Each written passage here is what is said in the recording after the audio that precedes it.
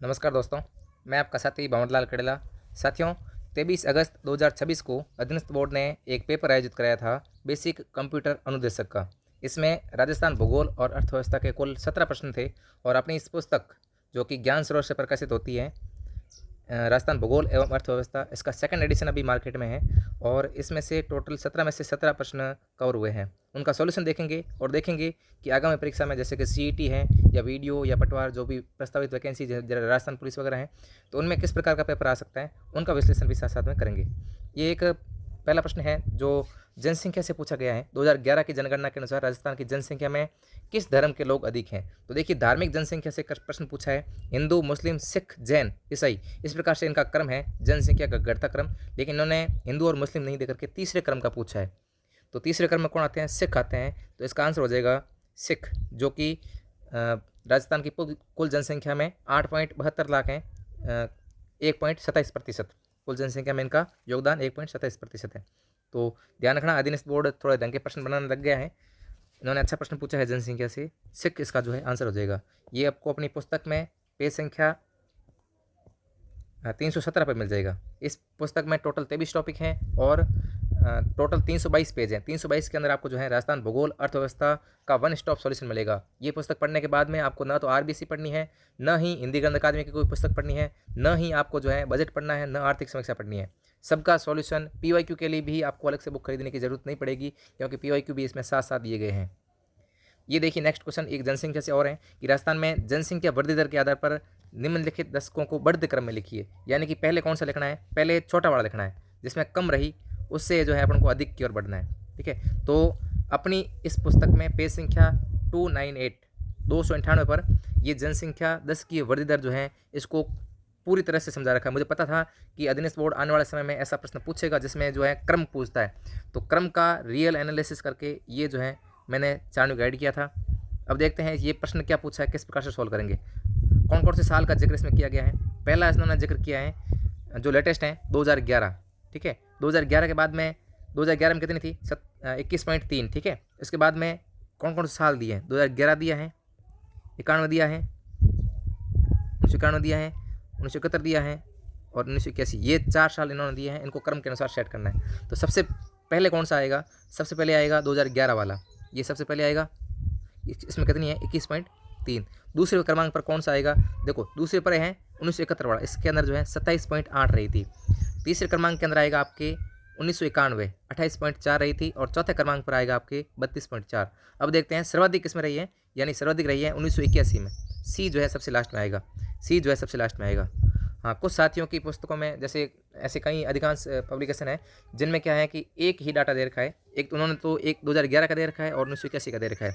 लेकिन अगर मान लो यहाँ पे दो विकल्प के अंदर सी आता, या मान लो यहाँ सी आता, दो विकल्प के अंदर सी आता, तो हो सकता है ये प्रश्न उन पुस्तकों से सॉल्व नहीं होता। ऐसी सारणी अगर आप प्रॉपर करोगे तो हो सकता है ये प्रश्न तो एक विकल्प से हो गया है ना।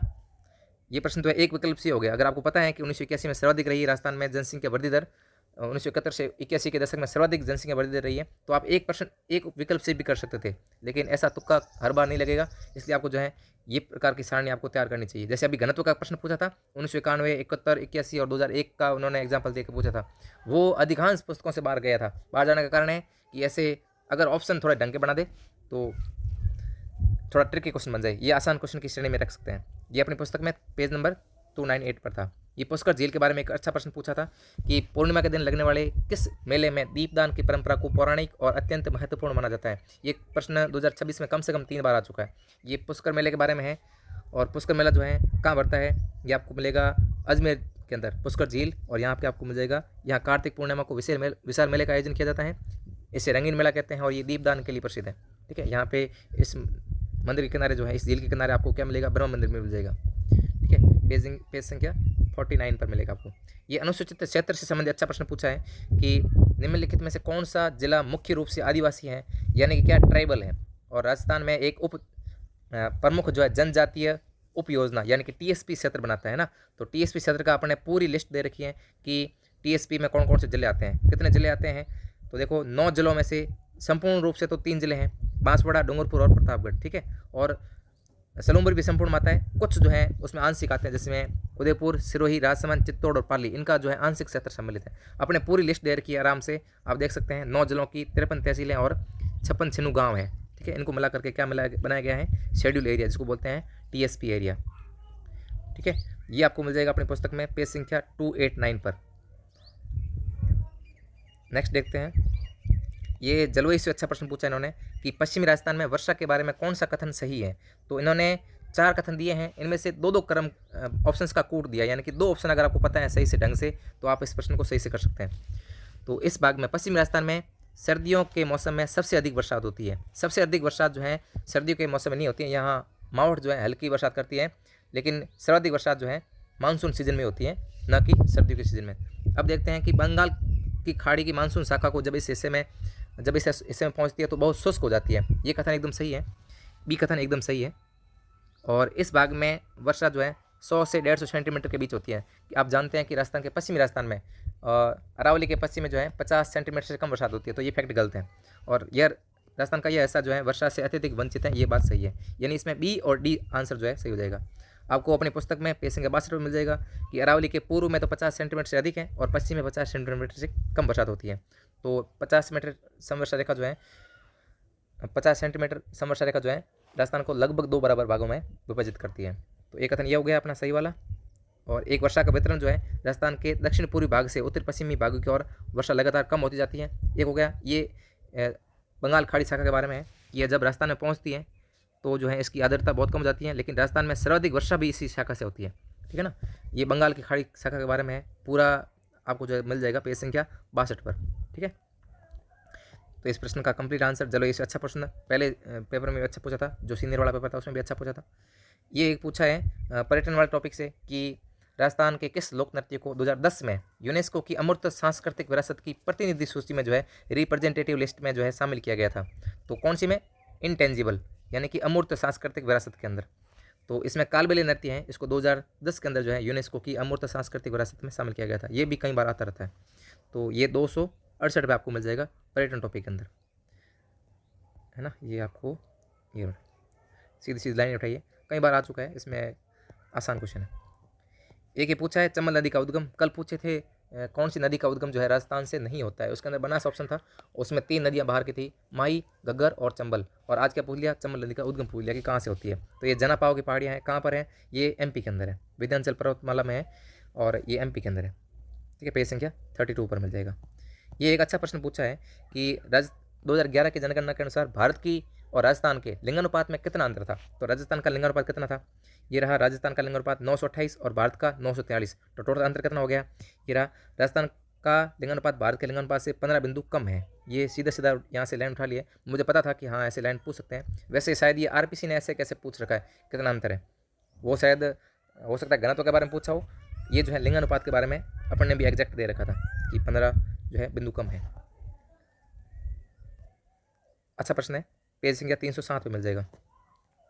नेक्स्ट जो है ये पूछा है बाबा का भंगड़ा नामक द्वीप जो है कौन सी झील के अंदर है। तो ये जो है बाबा का भंगड़ा द्वीप जो है कौन सी झील के अंदर है, ये आपको मिलेगा जैसमंद के अंदर, जेबर झील के अंदर है ना। तो इसका आंसर है C। ठीक है, पेज संख्या 47 पे आपको मिल जाएगा बाबा का भंगड़ा। ठीक है, ये जेबर झील के बारे में पूरी जानकारी है, आप देख सकते हैं कि ये किस जगह स्थित है। उदयपुर के दक्षिण पूर्व में 2 पहाड़ियों के में स्थित जो कृत्रिम झील है और गोमती नदी का बांध बनाकर इसका निर्माण करवाया गया था। और एशिया की दूसरे नंबर की राजस्थान की सबसे बड़ी मानव निर्मित मीठे पानी की सबसे बड़ी झील है राजस्थान की, ध्यान रखना। ठीक है, नेक्स्ट देखते हैं, ये आसान प्रश्न है कि राजस्थान भारत के कितने राज्यों के साथ में अपनी सीमा साझा करता है, यानी कि राजस्थान की अंतर्राज्यीय सीमा कितने राज्यों से लगती है। आसान सा प्रश्न है, इसका आंसर 5 है और अपनी पुस्तक में भी पेज संख्या 5 पे दिया हुआ है। ठीक है, ये 5 राज्यों के साथ सीमा साझा करता है। अच्छा प्रश्न वो होता कि कौन सी दिशा में है वो 5 राज्य, ऐसा अच्छा प्रश्न बन सकता था, पर थोड़ा बहुत आसान बनाना भी चाहिए। भूगोल के प्रश्न बहुत आसान लेवल के हैं। गागरोन का किला झालावाड़ के अंदर है, इसमें कोई बड़ी बात नहीं है मिलना। और ये अच्छा प्रश्न है, कई बार आ भी चुका है कि 2011 की जनगणना के अनुसार दशक दर दशक यानी कि 2001 से 2011 के बीच में सबसे अधिक प्रतिशत बदलाव का, जनसंख्या में बदलाव, जिसकी वृद्धि दर जो होती है वो सर्वाधिक कौन से जिले में रही। तो इसका आंसर है बाड़मेर। ठीक है, कहाँ मिलेगा सर, पेज संख्या जो है 304 पे आपको मिल जाएगा जनसंख्या वाला टॉपिक के अंदर। ठीक है, और इसका आंसर जो है गागरोन झालावाड़ हो गया, ये आपको मिलेगा पर्यटन वाला टॉपिक के अंदर, पेज संख्या 276 के अंदर। नेक्स्ट ये पूछा इन्होंने, उन फसलों की पहचान करें जिनका 2025 में राजस्थान एक प्रमुख उत्पादक था। इनमें से बाजरा और सरसों जो है राजस्थान पहली रैंक रखता है, बाजरा और सरसों दोनों में। कहाँ मिलेगा सर? पेज संख्या 142 पर मिलेगा। और जो कृषि टॉपिक है इसमें राजस्थान की आर्थिक समीक्षा जो लेटेस्ट है 2025-26 की, उसके अंदर जो है ये दे रखा है अपन ने कि राई, सरसों और बाजरा में राजस्थान देश में पहले स्थान पर है। ठीक है, और ये अपनी पुस्तक का कवर है, आप देख लीजिए। ये किसी स्टूडेंट ने भेजा था मुझे, उन्होंने कवर भी चढ़ा दिया है, जैसे बच्चों की तरह एकदम से प्रेम से बहुत संभाल कर रखेंगे। और उम्मीद है कि सिलेक्शन भी जल्दी होगा ऐसे बच्चों का जो इस प्रकार से किताब की रेस्पेक्ट करना जानते हैं। तो इस पुस्तक को आप जो है आरपीएससी की किसी भी परीक्षा के लिए पढ़ सकते हैं।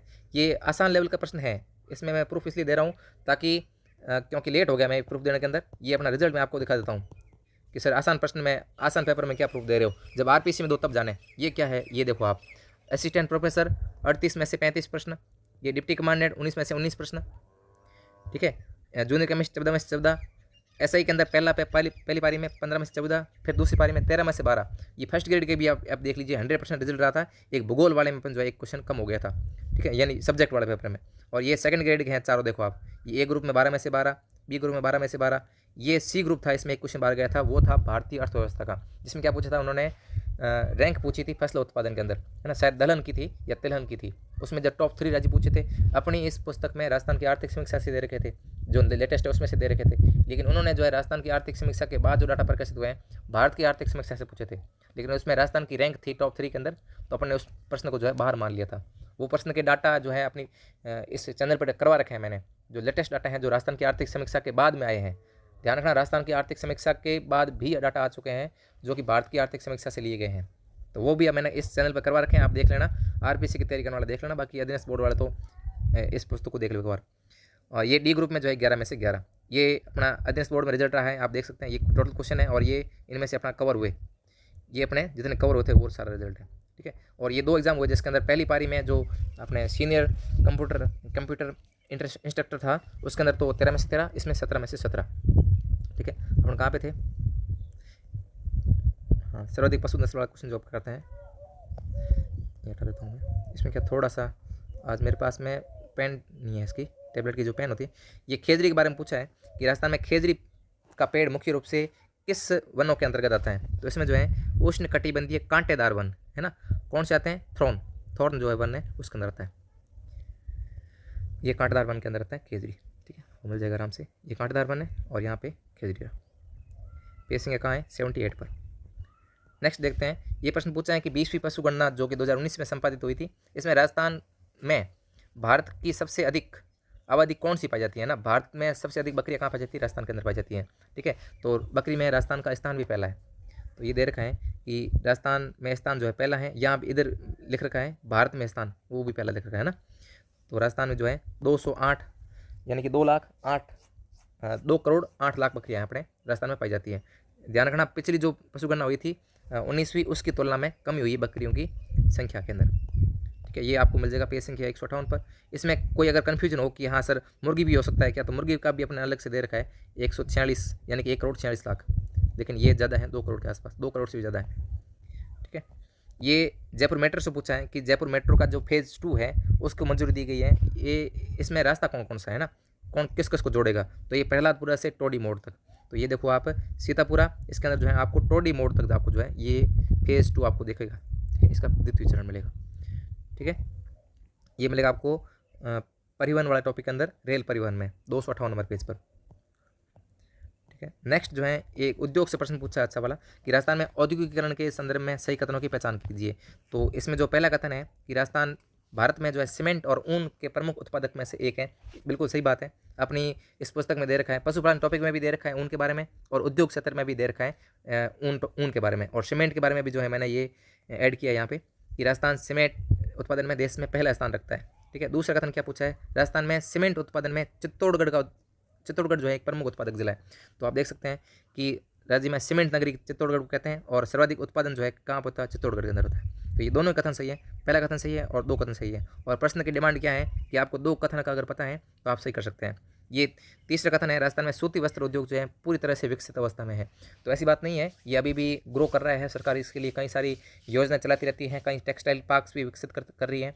तो इस प्रकार से इसको ये अभी विकासशील अवस्था में है, विकसित अवस्था में नहीं है। और खनिजों की अनुपलब्धता के कारण जो है सभी उद्योगों के विकास में बाधा उत्पन्न की है। राजस्थान जो है खनिजों का अजायब घर है और यहाँ पे कई सारे खनिज हैं।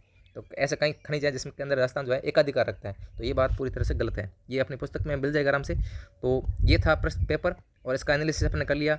आज जो भी अधीनस्थ बोर्ड की तैयारी कर रहे हैं उनके लिए एक छोटी सी सलाह है कि आप पुराने प्रश्न पत्र हैं उनको साथ साथ सोल्व करते चलें। अभी ये जो लेटेस्ट एग्जाम आया है इसमें एक अच्छी बात मुझे ये लगी कि अधीनस्थ बोर्ड अभी तक ऐसा करता आया था कि वो जैसे पूछ रहा है किसी फसल का एरिया, कि कपास को राजस्थान में कितने क्षेत्रफल में बोया जाता है, तो वो उसका साल मेंशन नहीं कर रहा था। साल मेंशन नहीं करने की वजह से क्या है, बच्चा कन्फ्यूज हो रहा था कि सर हम कौन से साल के डाटा याद करें। जैसे पूछ लिया कि सर्वाधिक वन क्षेत्रफल कौन से ज़िले में पाया जाता है, तो उसमें अगर वन रिपोर्ट का हवाला दे वो, या वार्षिक प्रतिवेदन का हवाला दे, या कोई रिपोर्ट का हवाला दे, तब तो अपने माने कि हाँ इस रिपोर्ट के अनुसार बताना है। ऐसा तो हो जाए कि 5 साल पहले की कोई रिपोर्ट है, 10 साल पहले की कोई रिपोर्ट उनके हाथ लग गई, उसमें से पूछ ले। तो ये एक तरीका बहुत गलत था।